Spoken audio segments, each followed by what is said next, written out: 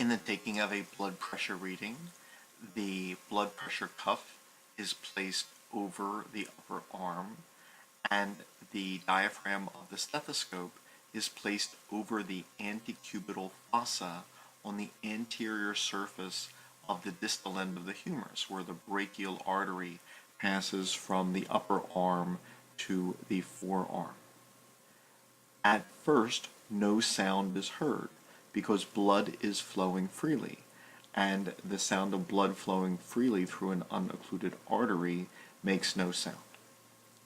When the pressure in the cuff is inflated above the highest pressure in the artery, say in an average person to 150 millimeters of mercury, at this point, the pressure in the cuff prevents blood from flowing into the arm because this cuff pressure exceeds the highest pressure in the artery.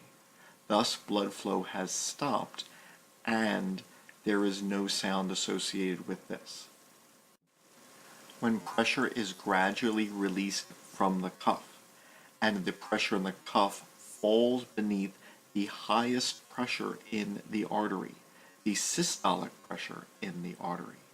At this point, the blood can spurt past the cuff, but not return to continual flow because the artery does not hold the systolic pressure of 120 millimeters of mercury.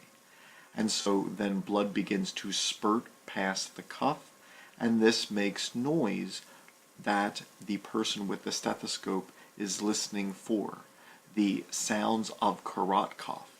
And this observer will then take a note of the pressure at which the sound of Korotkoff started. This was the systolic pressure.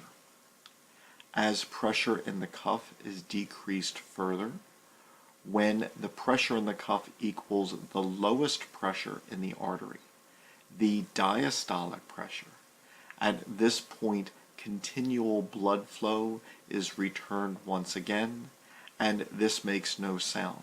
So at this point, those sounds, the sounds of Korotkoff, stop.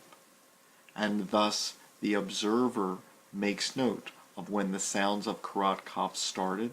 This was the systolic pressure, the highest pressure in the artery, and when the sounds of Korotkoff stop. This is the diastolic pressure, the lowest pressure in the artery.